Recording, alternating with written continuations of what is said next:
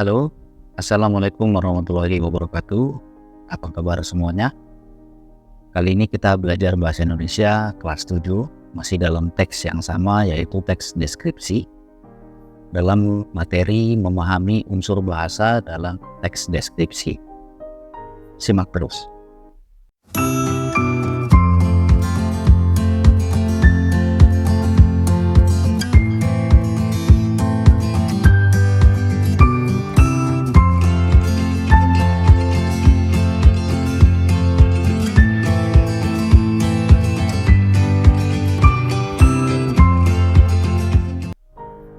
Teks deskripsi adalah sebuah teks yang melukiskan sesuatu sesuai dengan keadaan sebenarnya, sehingga pembaca dapat melihat, mendengar, mencium, dan merasakan apa yang dilukiskan itu sesuai dengan citra penulisannya.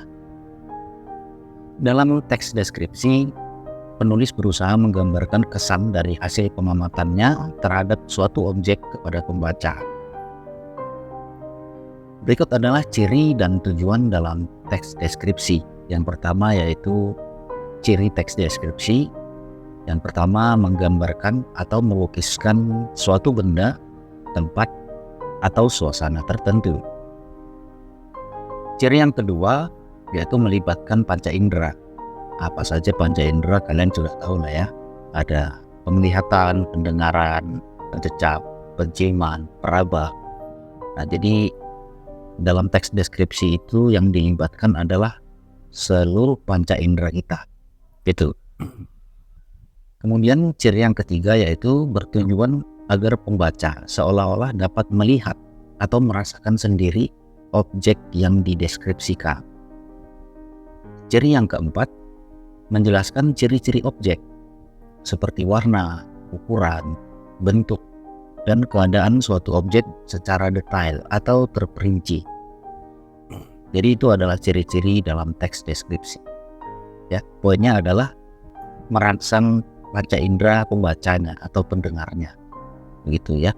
Jadi seolah-olah pembaca atau pendengar itu bisa merasakan, bisa melihat, bisa mendengar, atau bisa mencium aroma dari sesuatu yang dideskripsikan itu. Itu ciri-ciri dalam teks deskripsi. Nah, kemudian teks deskripsi ini bertujuan untuk menggambarkan objek dengan cara melukiskan objek dari sudut pandang penulisnya, gitu ya. Nah, melalui teks deskripsi inilah pembaca atau pendengar dapat membayangkan bentuk, rasa, rupa dari objek yang dideskripsikan.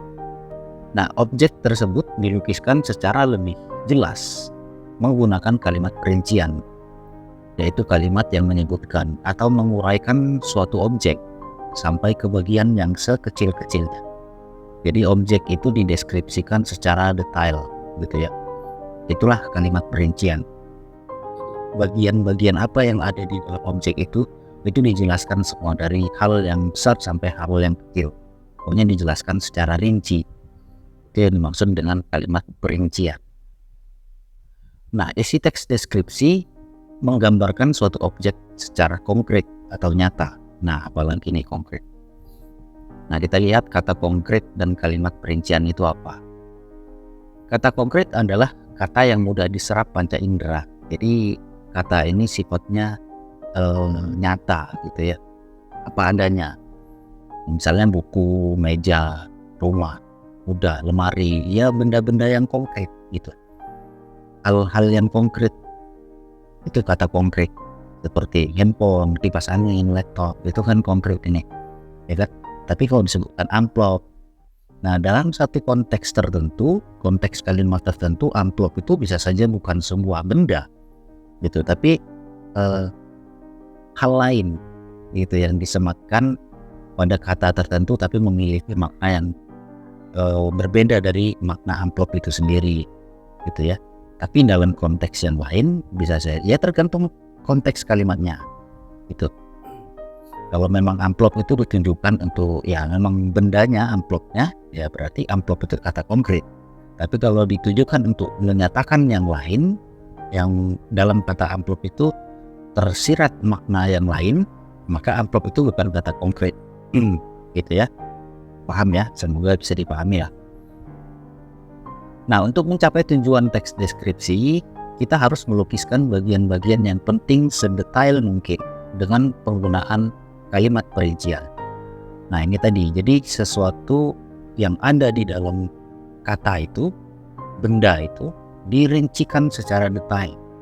Itu dari hal yang umum sampai yang khusus-khususnya, bagian-bagian terkecil pun disampaikan. Ya, artinya kita memerinci.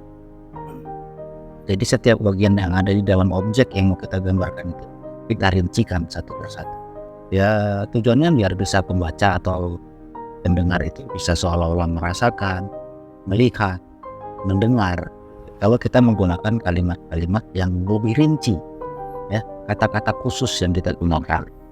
Nah, misalnya gini, jika kita melukiskan betapa indahnya laut dalam Wakatobi, kita harus memerinci situasi di dalam laut yang indah itu, sehingga pembaca dapat membayangkan bagaimana jika dia sendiri yang sedang menyelam di Wakatobi. Jadi kita membawa pembaca atau pendengar untuk seolah-olah dia mengalami sendiri ini apa yang kita sampaikan, gitu.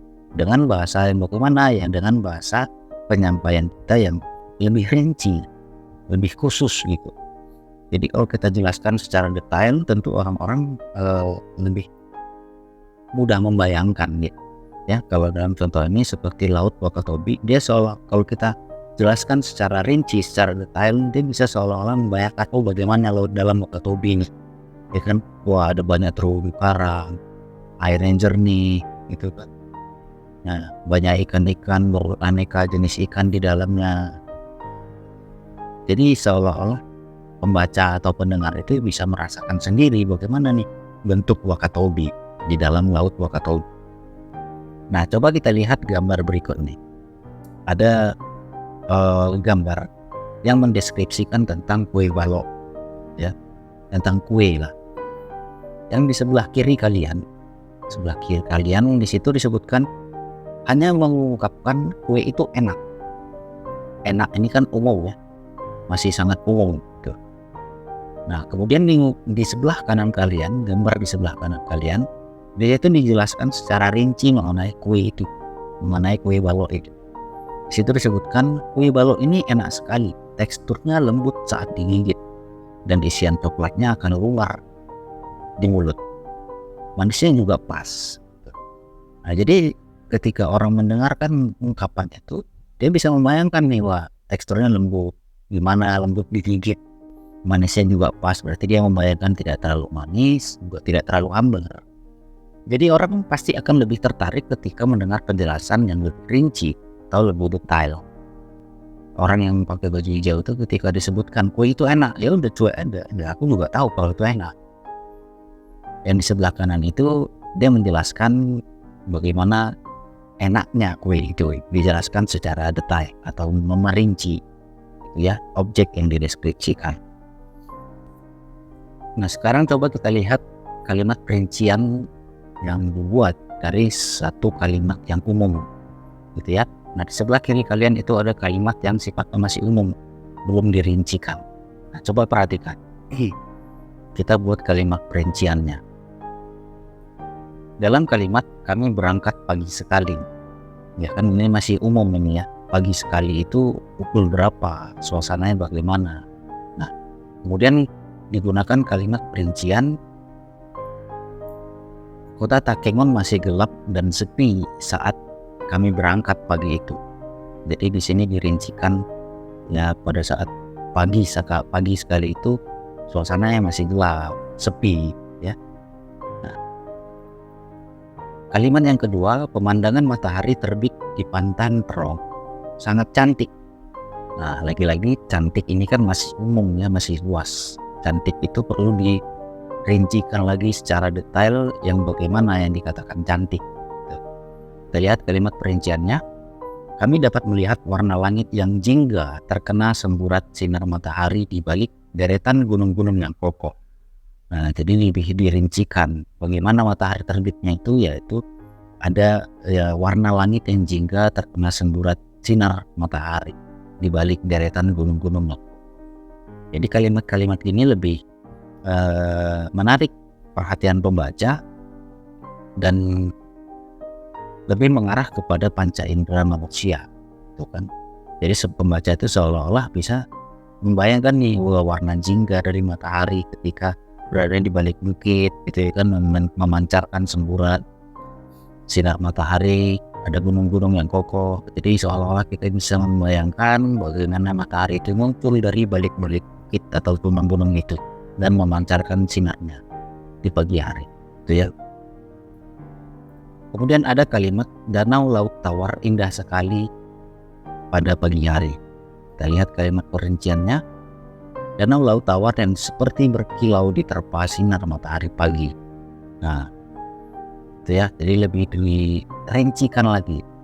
Danaunya itu berkilau ya. Kalau kita bisa bayangkan nih, ketika pagi hari ada danau, kemudian ada matahari terbit pelan-pelan, maka cahaya matahari itu akan membias di atas air danau, gitu kan. Nah, kita bisa lihat kayak di laut juga seperti itu kan, gitu ya. Jadi seolah-olah ada cahaya-cahaya yang seperti kaca di permukaan air itu. Jadi kita bisa membayangkan, kita bisa berimajinasi ketika membaca tulisan-tulisan yang mengarahkan kepada panca indera kita untuk berimajinasi, gitu ya, daripada tulisan-tulisan yang flat dan sifatnya masih umum. Tentu orang bingung indahnya seperti apa, itu butuh penjelasan. Kemudian ada kalimat jalan ke arah bukit Pantan Terong mengerikan. Nah, mengerikannya seperti apa? Kita lihat kalimat perinciannya. Jalanan kecil itu menanjak dan curam dengan tikungan-tikungan yang tajam. Nah, jadi seperti itulah ngerinya ya. Curam, tikungan-tikungannya tajam, jadi perlu hati-hati kalau kawan-kawan pergi ke Pantan Terong. Ya, kalau melintasi jalan ini harus hati-hati. Ada kalimat, ada banyak latar indah untuk swafoto di Pantan Terong.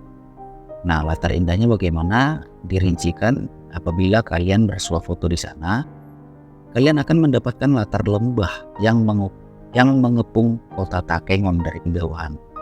Ya, jadi di Pantan Terong itu ada latar untuk swafoto seperti lembah, gitu kan.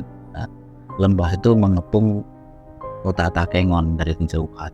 Jadi kita bisa membayangkan, walaupun kita belum pernah ke Takengon nih, ke Pantan Terong, tapi dengan membaca tulisan ini kita bisa seolah-olah bisa melihat keadaan Pantan Terong itu seperti apa, kota Takengon itu seperti apa, ya, dengan kalimat-kalimat deskriptif seperti itu.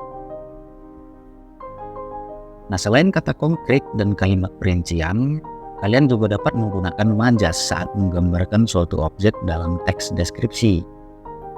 Misalnya majas personifikasi.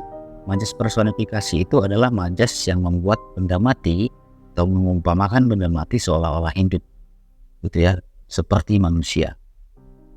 Contoh, angin yang bertiup memainkan rambut dan berputar di sekeliling tubuh. Benda mati tentu tidak bisa bergerak. Namun pada kalimat ini, angin digambarkan seolah hidup seperti manusia yang dapat memainkan rambut dan memutar. Tuh. Nah, inilah majas personifikasi. Majas yang mengumpamakan benda mati seolah-olah hidup, bisa melakukan sesuatu layaknya manusia, padahal benda mati. Nah, ada kebalikannya lagi, dipersonifikasi.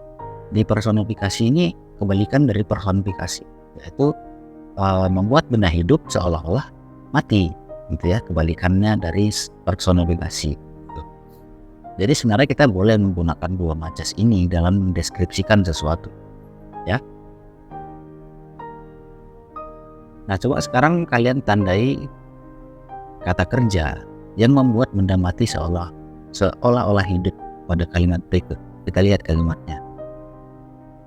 Mobil itu batuk-batuk dan menyemburkan asap hitam saat lewat di depan. Nah, kalau kita lihat ada kata batuk-batuk dan menyemburkan. Ya, benda mobil itu kan benda mati ya, walaupun dia bisa berjalan, tapi sejatinya dia itu benda mati karena dia tidak dijalankan oleh pikiran dan akal hati gitu kan, itu dijalankan oleh mesin dan dia tidak berkembang biak ya. Kalian tahu lah ciri-ciri makhluk hidup seperti apa kan. Ya, jadi dia kalau dikatakan batuk-batuk ya tidak cocok itu. Tapi kita boleh menggunakan itu untuk lebih membuat kalimat-kalimat yang kita pakai untuk mendeskripsikan itu lebih mengena kepada pembaca gitu ya, tidak kaku juga ketika dibaca. Kemudian ada kalimat kami belajar diiringi nyala lilin yang menari-nari dalam kegelapan. Ada kata menari-nari. Kata menari-nari ini yang ditujukan untuk nyala lilin gitu ya. Dan nyala lilin itu yang bisa menari-nari itu kan manusia atau benda hidup gitu kan. Kalau nyala lilin dia tidak menari-nari, pada dasarnya dia ditiup angin, maka seolah-olah menari-nari. Kemudian ada kalimat Wul sirine, pemadam kebakaran itu menjerit-jerit menyuruh kami minggir. Ada kata menjerit-jerit ya. Nah sebenarnya itu bukan menjerit-jerit, tapi itu adalah tanda kan bahwa pemadam kebakaran mau lewat, tolong minggir dikit. Nah jadi buat kalian kalau ada ambulan, ada pemadam kebakaran mau lewat, nah kalau ada suara sirinenya itu menjerit-jerit, ya minggirlah cepat, karena itu pasti ada keadaan darurat gitu ya. Jangan dihalang-halangi. Kemudian ada kalimat kasurku seperti memanggil-manggilku begitu aku memasuki kamar pada siang terik itu. Pasti kamarnya ber-AC. Nah, kasurku memanggil-manggil. Kalau kamarnya seperti kamar saya ya malah mengusir-ngusir gitu kan, pergi sana keluar cari angin. Nah, kita lihat ada kata yang berupa reduplikasi memanggil-manggilku gitu ya. Kasur itu kan benda mati, dia diam. Tapi seolah-olah diterangkan di sini seolah-olah seperti manusia yang bisa memanggil-manggil, sini, ayo sini, tidur sini. Padahal kan tidak. Nah, inilah kalimat-kalimat yang menggunakan majas personifikasi, membuat benda mati seolah-olah hidup. Nah sekarang coba kalian baca teks berikut yang berjudul Misteri Terowongan Kereta. Mari kita baca sama-sama ya. Kalian tahu kenapa binatang ini disebut kereta api? Bapak bertanya sambil takzim menatap langit-langit gerbong ke sebuah kipas angin karatan yang tidak berfungsi lagi. Kami yang duduk rapi di sebelah Bapak antusias ikut mengamati seluruh gerbong. Celingukan ke depan belakang, menatap keluar jendela, melihat batang pohon berpilin seperti berlari. Hutan pedalaman Sumatera yang selalu berkabut di pagi hari. Bapak tersenyum. Dia sudah menduga kalau kami jangankan menjawab pertanyaan, mendengarkan kalimatnya barusan pun tidak. Dia paham, ini perjalanan pertama kalinya aku dan Burlian dengan kereta api. Meski si ular besi ini sudah menjadi bagian kehidupan kampung, dengan suara klaksonnya yang tidak pernah alpa, melenguh nyaring setiap subuh buta dan tengah malam. Sejatinya kami, dan boleh jadi anak-anak lain belum banyak yang menaiki kereta api dalam sebuah perjalanan sungguhan. Ya ini salah satu kutipan dari karyanya Terelie. Nah coba sekarang kalian temukan majas personifikasi yang ada dalam paragraf itu, dalam kutipan itu tadi. Kata-kata apa saja yang digunakan oleh Terelie dalam mengungkapkan atau mendeskripsikan objek yang mau disampaikannya menggunakan personifikasi. Coba kalian cari majas personifikasi apa aja yang ada dalam teks itu. Nah, silakan tulis di dalam buku tulis kalian ya. Oke, itu aja untuk pembahasan kita kali ini. Semoga bisa dipahami, dan jangan lupa like, komen, dan subscribe. Terima kasih. Assalamualaikum warahmatullahi wabarakatuh. Sampai jumpa. Salam lingkungan.